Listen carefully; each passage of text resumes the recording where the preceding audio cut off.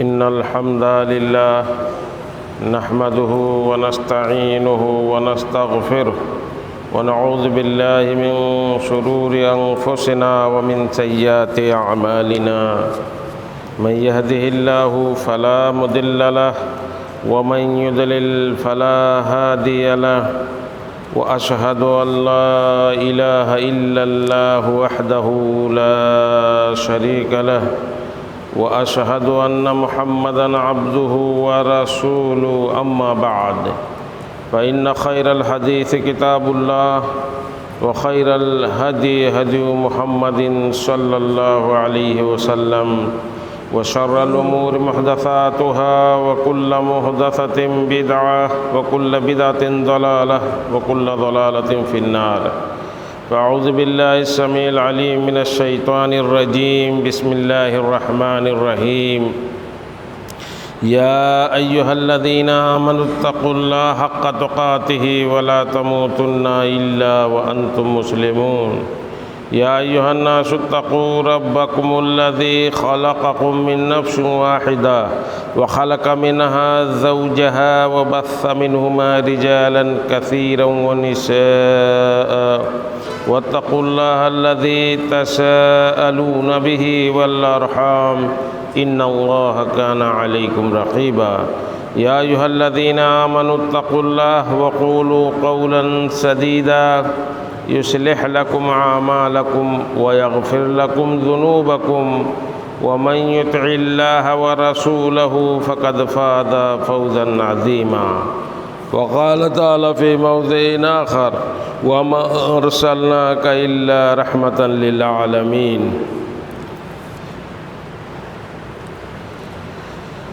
حاضرین جمعہ، بزرگان دین، نوجوان ملت، عزیز طلبہ، اللہ رب العالمین کی بڑائی، اس کی کبریائی،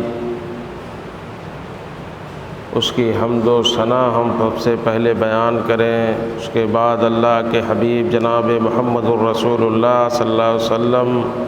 پر بے شمار درود و سلام بھیجیں۔ اللہم صلی علی محمد وعلی آل محمد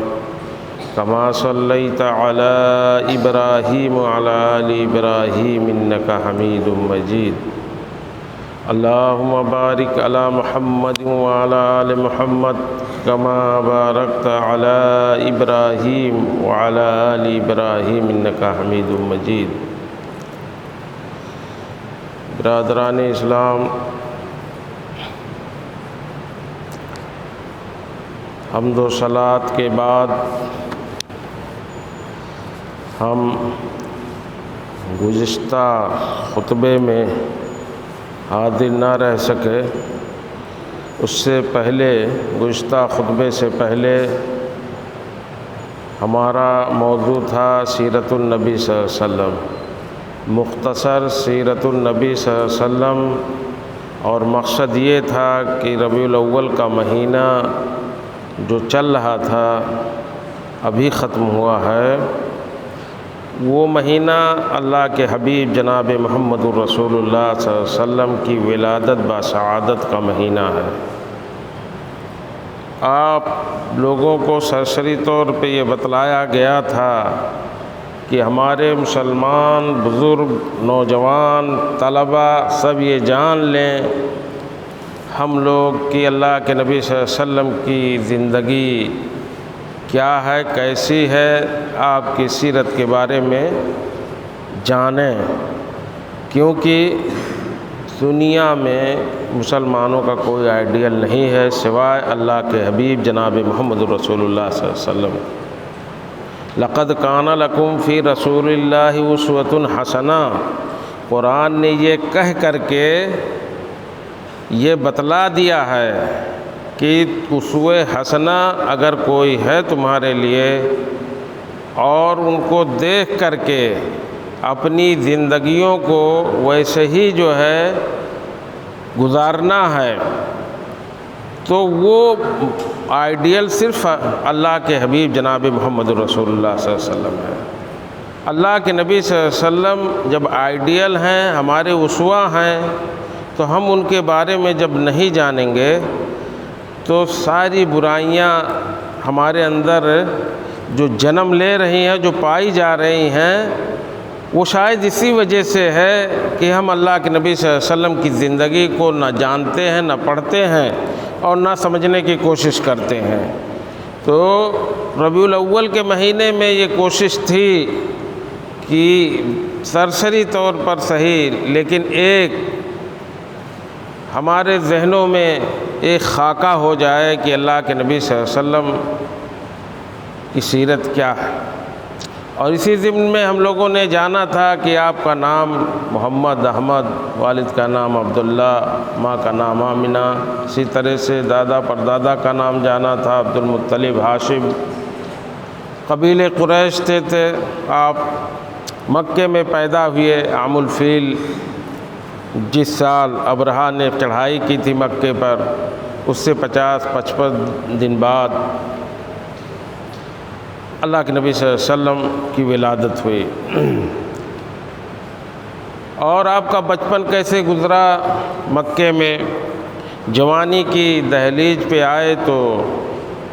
تجارت کیا، بکریاں چرائیں، شادی کی خدیجہ رضی اللہ تعالیٰ عنہا سے۔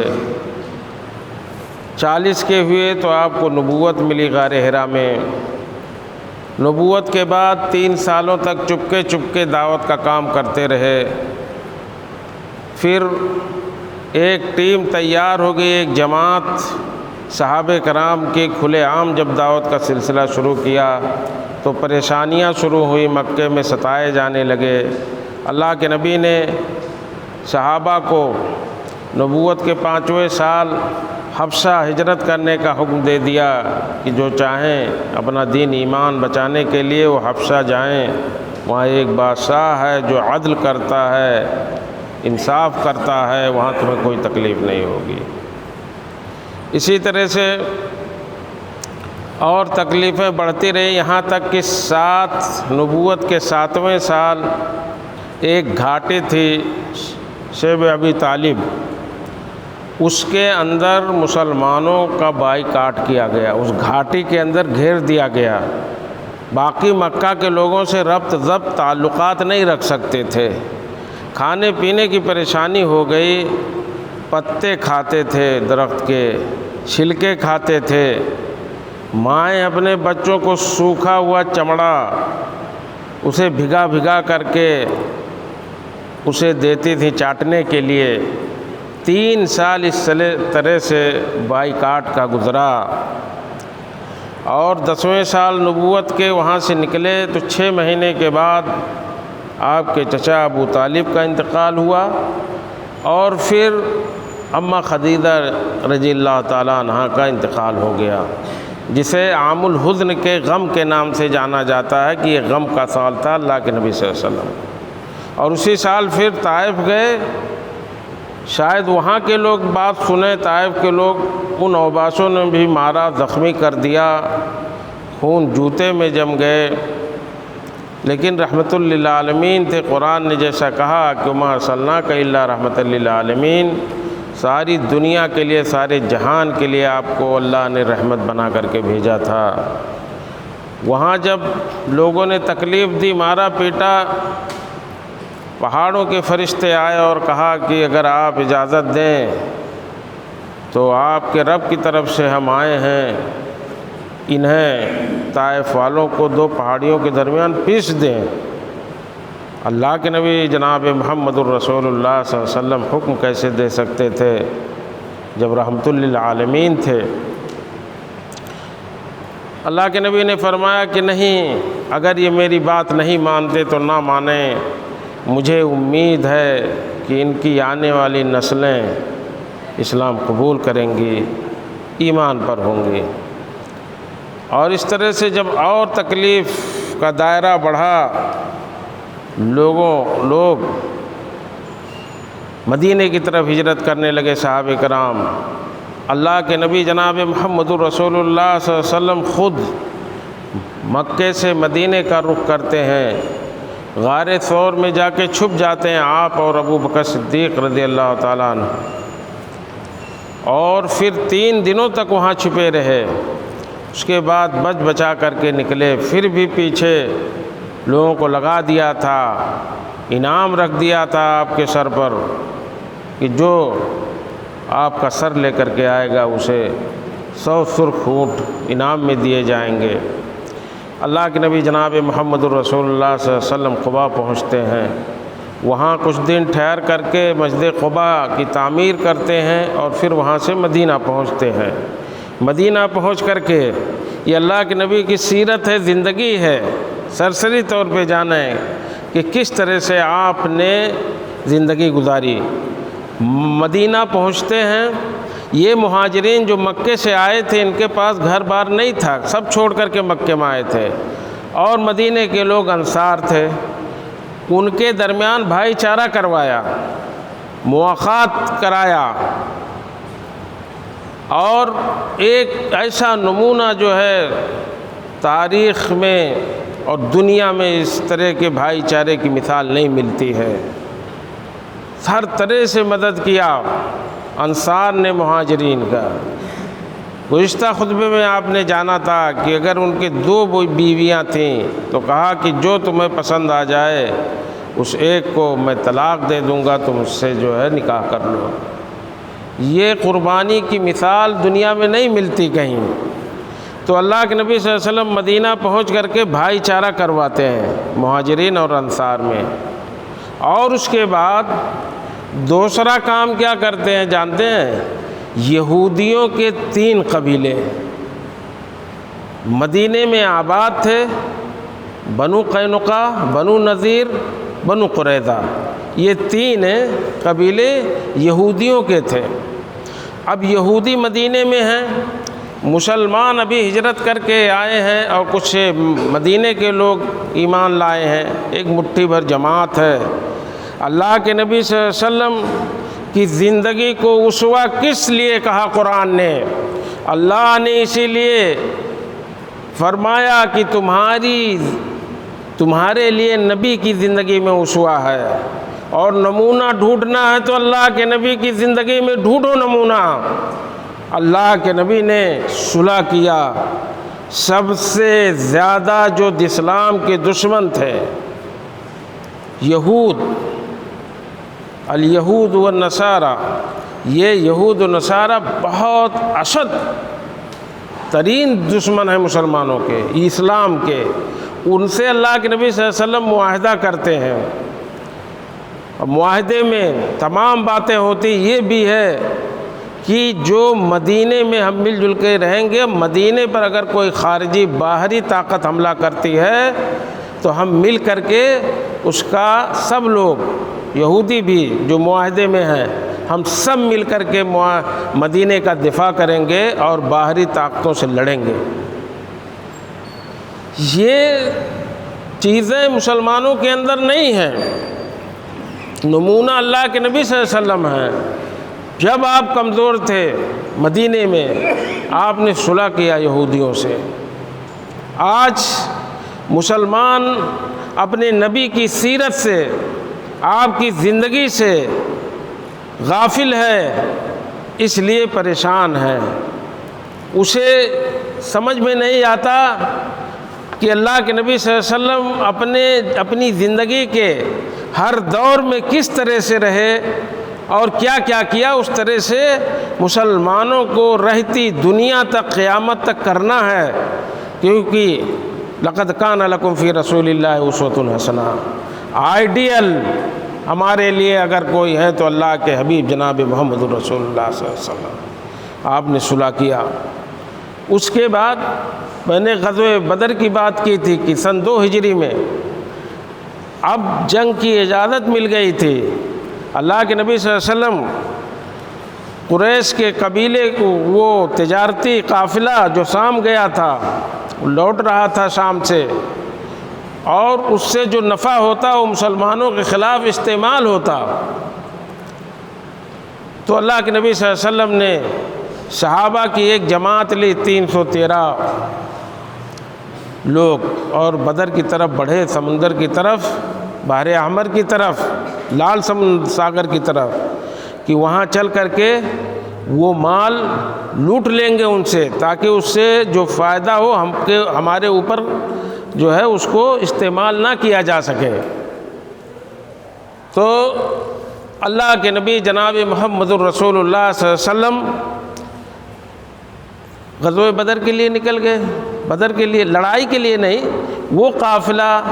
جو شام سے قریش کا لوٹ رہا تھا اسے لوٹ لینے کے لیے۔ لیکن ابو سفیان کی سرکردگی میں وہ قافلہ گیا تھا شام۔ ابو سفیان بہت چالاک قسم کے انسان تھے اور وہ بھانپ لیے، ان کو کچھ اطلاع مل گئی، وہ راستہ بدل کر کے مکہ نکلتے ہیں، لیکن مکہ اس سے پہلے خبر بھیج دیے کہ تمہارا قافلہ جو شام سے لوٹ رہا ہے مسلمانوں کے نرغے میں ہے۔ چنانچہ مکے سے 1000 کی تعداد لے کر کے ابو جہل نکلا مسلمانوں سے مقابلہ کرنے کے، لڑائی کرنے کے لیے، اور یہ بدر کے میدان میں وہاں آمنا سامنا ہوتا ہے۔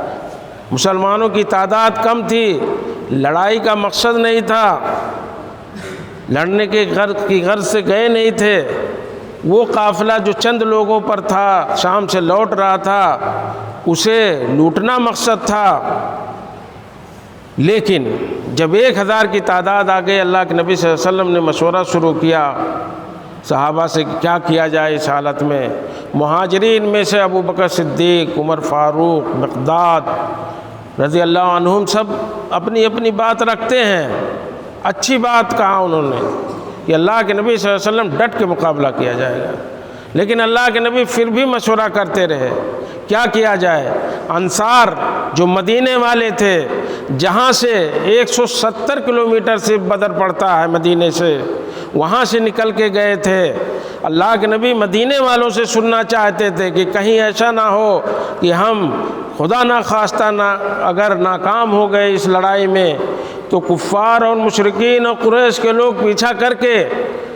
ہمیں مدینہ تک کھدیڑیں گے اور وہاں پھر جینا دوبھر کر دیں گے۔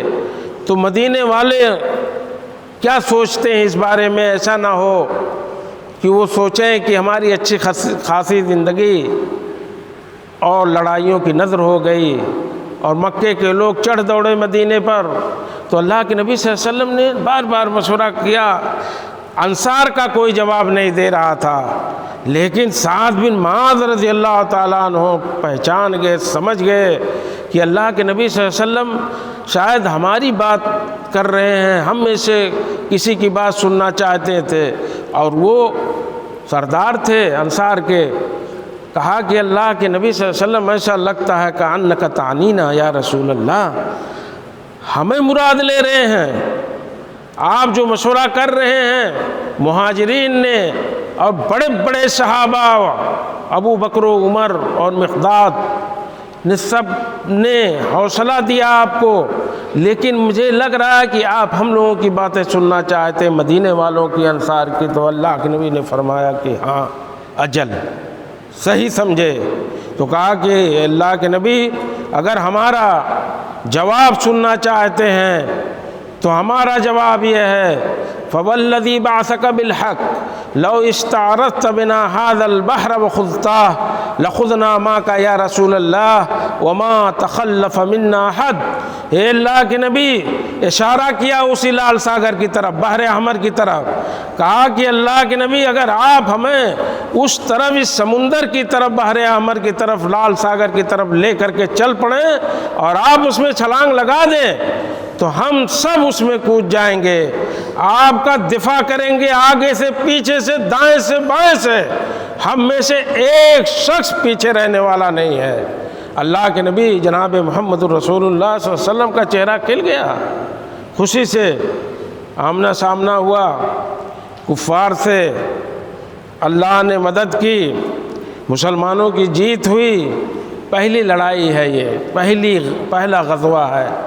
مسلمانوں کا۔ 70 بڑے بڑے قریش کے لوگ مارے گئے، یہاں تک کہ ان کا سردار جو تھا کمانڈر ابو جہل، وہ بھی مارا گیا اسی غزوے میں، اور 70 کو پکڑ بھی لائے، مدینہ اسیر بنا کر کے، قیدی بنا کر کے لائے۔ بہت بڑی جو ہے جیت تھی، پورے عرب میں، جزیرۃ العرب میں، پورے علاقے میں مسلمانوں کے رعب کا غلغلہ ہو گیا۔ اور وہ قریش جو بڑی بڑی باتیں کرتے تھے، جنہوں نے مسلمانوں کو کھدیڑ دیا تھا مکے سے،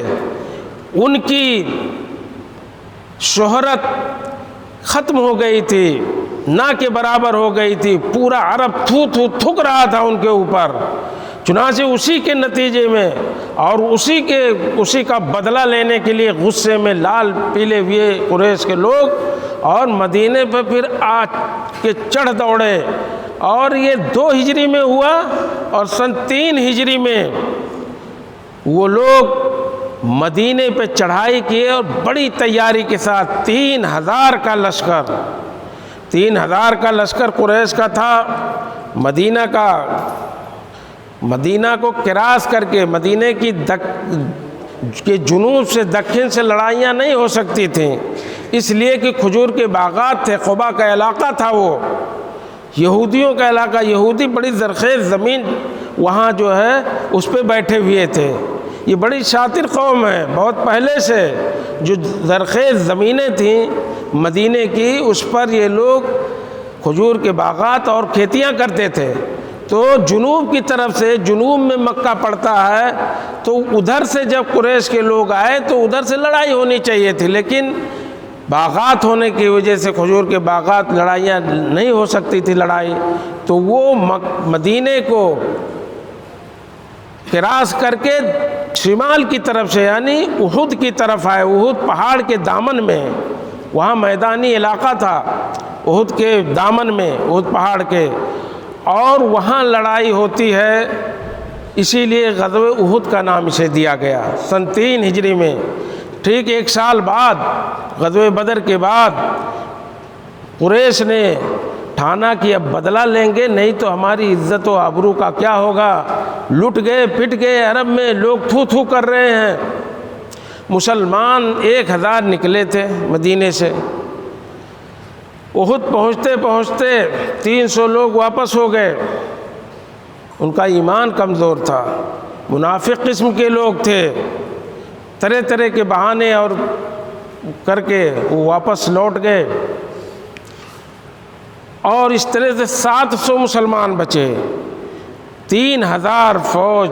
قریش کی لڑائی ہوتی ہے، شروع میں مسلمان حاوی ہو گئے، اور 22 لوگ ان کے شہید ہوئے اس غزوے میں، کفار کے بھاگنے لگے، اور مسلمان مال غنیمت لوٹنے لگے۔ لیکن ایک گھاٹی تھی، ایک چھوٹا پہاڑ تھا، اس پہ اللہ کے نبی صلی اللہ علیہ وسلم نے کچھ صحابہ کرام کو بٹھایا تھا کہ یہ بہت موقع کی جگہ ہے، یہاں سے ہلنا نہیں، اگر دیکھنا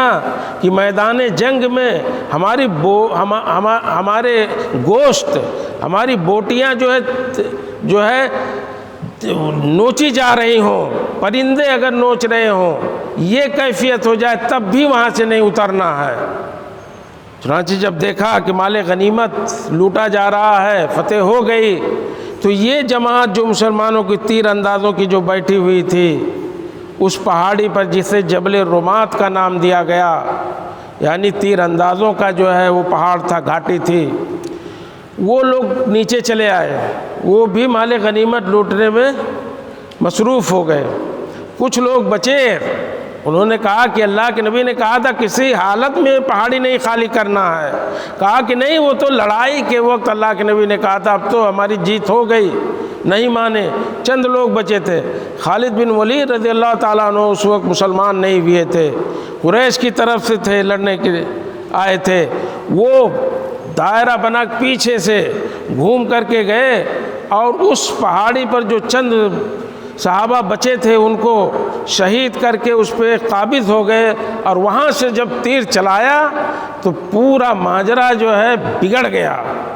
اور وہ فتح، وہ جیت جو احد میں حاصل ہوئی تھی وہ افراتفری میں بدل گئی، اور اسی میں اللہ کے نبی جناب محمد رسول اللہ صلی اللہ علیہ وسلم کا چہرہ زخمی ہوا، دندان مبارک آپ کے دانت شہید ہوئے، اسی میں بڑا غضب کا عالم تھا۔ آپ کے چچا حمزہ رضی اللہ تعالیٰ عنہ شہید ہوئے، 70 صحابہ شہید ہوئے۔ اور اس طرح سے اگر دیکھا جائے تو مسلمانوں کا بڑا نقصان ہوا تھا، لیکن چونکہ وہ مسلمانوں کو مٹانے کے لیے، تہس نہس کرنے کے لیے مدینہ آئے تھے، وہ کام نہیں کر سکے اور واپس چلے گئے قریش، اس لیے کہیں گے کہ بلا نتیجے کے یہ غزوہ ختم ہوا، بلا نتیجے کے۔ اور اگر یہ دیکھا جائے کہ وہ جس مقصد کے لیے قریش آئے تھے، مدینے پہ چڑھائی کیا تھا کہ ہم غزوہ بدر کا بدلہ لیں گے اور اپنی لٹی ہوئی عزت اور آبرو اور شہرت کو واپس کریں گے، تو وہ تو نہ حاصل کر سکے، مدینے پر قبضہ نہ کر سکے، مدینے تک آنے کی جرات نہ کیے، وہیں احد پہاڑی کے پاس سے وہ بھاگ گئے۔ اس طرح سے دیکھا جائے تو مسلمانوں کی فتح ہوئی، لیکن نقصان جانی طور پہ صحابہ کرام 70 صحابہ کرام شہید ہوئے تھے، 22 صرف جو ہے مشرکین شہید ہوئے تھے، قریش مکہ کے لوگ۔ اس کے بعد احد کی لڑائی ہوئی۔ یہ لڑائیاں جو ہوتی رہیں یہ اسلام کی نشر و اشاعت کے لیے ہوئی،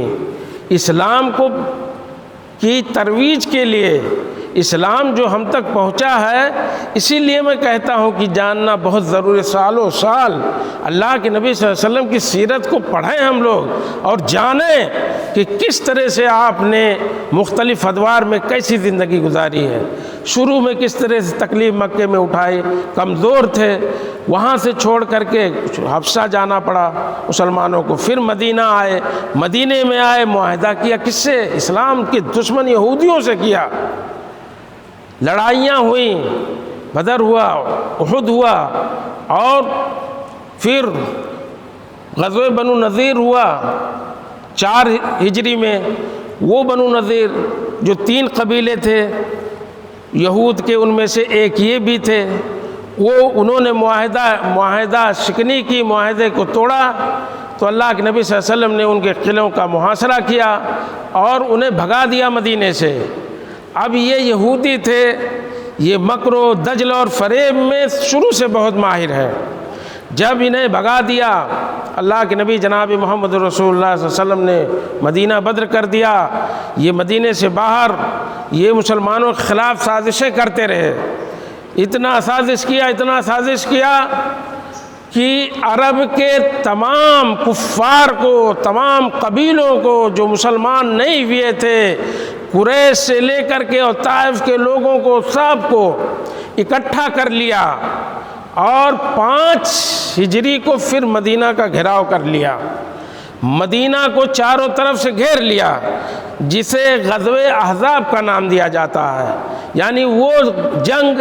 جس میں بہت ساری جماعتیں اکٹھا ہوئی تھی، کفر کی ساری طاقتیں جو جزیرۃ العرب میں تھی سب اکٹھا ہو گئی تھیں۔ کتنی تعداد تھی؟ 10,000 کی تعداد، 10,000 کی تعداد میں سب اکٹھا ہوئے تھے کہ چلو مسلمانوں کو نیست و نابود کر دیں اور مدینے کو روئے زمین سے مٹا دیں۔ اللہ کے نبی جناب محمد رسول اللہ صلی اللہ علیہ وسلم مشورہ کرتے ہیں، اسی کو غزوہ خندق بھی کہا جاتا ہے۔ خندق اس لیے کہا گیا کہ خندق کھود کر کے مدینے کے اطراف میں مدینے کی حفاظت کی گئی۔ اللہ کے نبی جب مشورہ کر رہے تھے صحابہ کرام سے، تو سلمان فارسی فارس کے تھے رضی اللہ تعالیٰ عنہ، انہوں نے کہا کہ اللہ کے نبی ہمارے فارس میں جب لڑائیاں ہوتی ہیں تو شہروں کا دفاع اس طرح سے کیا جاتا ہے کہ ہم لوگ وہاں خندق کھود دیتے ہیں، اور جب خندق کھودی جاتی ہے تو فوج جو باہر سے آتی ہے اس کو کراس نہیں کر پاتی آسانی سے، اس کو ناگنے میں، اس کو پار کرنے میں اسے دقت آتی ہے، اور پھر اس طرح سے ان کا مقابلہ کیا جا سکتا ہے۔ چنانچہ ان کے مشورے پہ خندق کھودا گیا مدینے کے اطراف میں، اور اس طرح سے اسے غزوہ خندق بھی کہا گیا۔ اور غزوہ احزاب یعنی وہ پوری جماعتیں کفر کی جو جزیرۃ العرب مدینے کے آس پاس تھیں سب اکٹھا ہو گئی، 10,000 کی تعداد۔ مسلمان مدینے میں کتنے تھے اس وقت؟ صرف 3,000 مسلمانوں کی مٹھی بھر تعداد، اور 10,000 کفر کی طاقتیں جو لیس ہو کر کے آئی تھی تمام ہتھیاروں سے۔ اللہ کے نبی جناب محمد رسول اللہ، صحابہ کرام، خاص طور سے مدینے والوں میں اور مسلمانوں میں بڑا خوف طاری ہوا۔ اتنی بڑی تعداد، مدینے کا گھیراؤ، قرآن نے اس کا نقشہ کھینچا ہے۔ اذ جاؤکم من فوقکم ومن اسفل منکم وضاقت الابصار وبلغت القلوب الحناجر وتظنون باللہ الظنون۔ اللہ نے اس کا نقشہ قرآن میں کھینچا ہے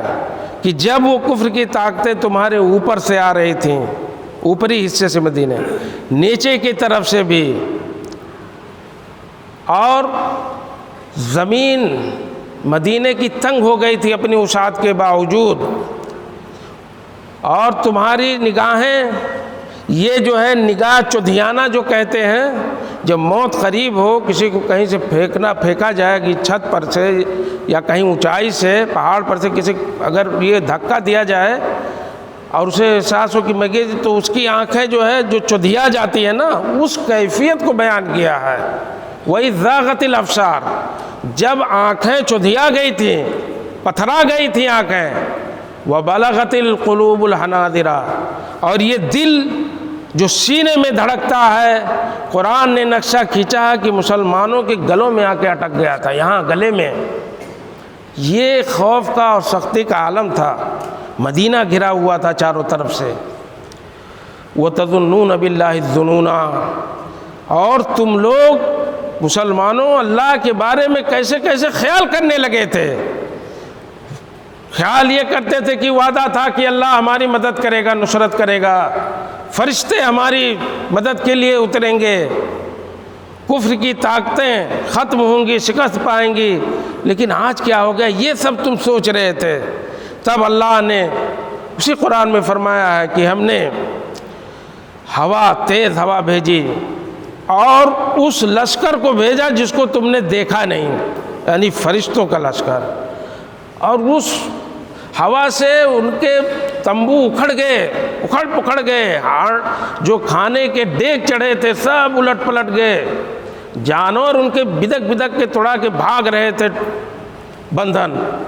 اس طرح سے اللہ نے فرشتوں کو بھی اتارا ان کی مدد کے لیے،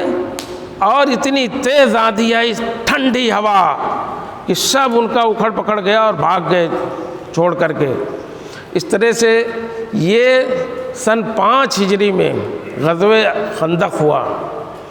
کفر کی ساری طاقتیں اکٹھا ہو گئی تھیں۔ یہ اللہ کے نبی صلی اللہ علیہ وسلم کی زندگی ہے۔ اس کے بعد اللہ کے نبی جناب محمد رسول اللہ صلی اللہ علیہ وسلم سن 6 ہجری میں، خندق کے بعد، احزاب کے بعد، ذوالقعدہ کے مہینے میں، ذوالقعدہ، ذی الحجہ، محرم، صفر، یہ ذوالقعدہ، ذی الحجہ، محرم اور رجب، یہ 4 مہینے حرمت والے مہینے ہوتے ہیں۔ اس میں لڑائیاں عرب پہلے سے بھی نہیں کرتے تھے، زمانے جاہلیت سے بھی اس کا احترام کرتے تھے۔ ذوالقعدہ کا مہینہ تھا، اللہ کے نبی صلی اللہ علیہ وسلم نے 1400 صحابہ کو لیا کہ ہم عمرہ کرنے چلیں گے، اور ہتھیار نہیں تھا کیونکہ یہ حرمت والا مہینہ تھا، اس میں لڑائی ہوتی نہیں، نہ کفار کرتے تھے، زمانے جاہلیت سے رواج تھا کہ ان مہینوں کا احترام کرتے تھے۔ اور اللہ کے نبی صلی اللہ علیہ وسلم نکلے تھے، مکہ جب پہنچتے ہیں حدیبیہ کے مقام پر، مکہ کے باہر، انہوں نے روک دیا، کفار نے روک دیا، قریش نے۔ اللہ کے نبی صلی اللہ علیہ وسلم نے ایلچی بھیجا عثمان غنی رضی اللہ تعالیٰ عنہ کو، کہا کہ ہم لڑائی کرنا نہیں چاہتے، اور لڑائی کرنا ہوتا تو ہتھیار ہوتے، اور یہ حرمت کا مہینہ چل رہا، ہم صرف زیارت کریں گے، عمرہ کریں گے اللہ کے گھر کا، اور واپس چلے جائیں گے۔ انہوں نے روک دیا، اور یہیں پھر صلح حدیبیہ ہوتی ہے۔ چند شروط ہیں اور ایسی شرطیں ہیں، اتنا لچک دکھایا اللہ کے نبی جناب محمد رسول اللہ صلی اللہ علیہ وسلم نے اس صلح میں کہ صحابہ کو یہ چیزیں بری لگنے لگیں۔ عمر فاروق رضی اللہ تعالیٰ عنہ جھلا گئے اور کہا کہ اللہ کے نبی لسنا علی الحق وہم علی الباطل اعداؤنا علی الباطل، کیا ہم حق پر نہیں ہیں؟ اللہ کے نبی نے کہا بلا، اللہ کے نبی نے کہا کہ ہاں ہم حق پہ ہیں۔ عمر نے کہا کہ وہ باطل پہ ہوتے ہوئے ہم کو جھکا رہے ہیں، ایسی شرطیں لگا رہے ہیں اور آپ مانتے جا رہے ہیں۔ یہ اللہ کے نبی صلی اللہ علیہ وسلم کی زندگی تھی۔ نبی تھے، اتنے دور اندیش تھے کہ اسی صلح کو قرآن نے کہا انا فتحنا لکم فتحا مبینا۔ ابھی مکہ فتح نہیں ہوا ہے، 6 میں یہ صلح ہو رہی ہے اور خوشخبری سنائی جا رہی ہے اسی صلح کے ذریعے ساتھ ساتھ کہ انا فتحنا لکم فتحا مبینا، اب تو بڑی فتح تمہیں ہم دیں گے، اللہ رب العالمین وعدہ کرتا ہے۔ اور یہ ایک دم سے جھک کر کے اللہ کے نبی، اس کی تفصیل اگلے خطبے میں انشاءاللہ بیان کی جائے گی، اور پھر شاید وہ آخری خطبہ ہوگا اللہ کے نبی صلی اللہ علیہ وسلم کی۔ مختصراً میں نے کہا کہ اللہ کے نبی صلی اللہ علیہ وسلم کی زندگی میں ہمارے لیے اسوہ حسنہ ہے۔ آپ اگر کوئی ہمارے لیے آئیڈیل ہیں تو اللہ کے نبی صلی اللہ علیہ وسلم ہیں، انہی کو کے اسوے کو پڑھ کے سیکھ کر کے اور اپنا کر کے ہم سرخرو ہوں گے۔ آج دنیا میں جتنی برائیاں ہیں، صلح حدیبیہ کے جب شروط آپ دیکھیں گے اور اس کو بتلائیں گے آئندہ خطبے میں، تب پتہ چلے گا کہ مسلمان اپنے نبی کی زندگی کو نہیں جانتا، سیرت کو نہیں جانتا، اس لیے پریشان ہے۔ چاہے ان کے شہر اجاڑے جا رہے ہوں، ملک ان کے تباہ ہو رہے ہوں، کھنڈر ہو رہے ہیں، ان کا خون بہایا جا رہا ہو، وہ اس لیے مسلمان کو مار رہا ہو، مسلمان قبر پرست ہو رہا ہو، مسلمان شرک و بدعت میں لٹا پٹا ہو،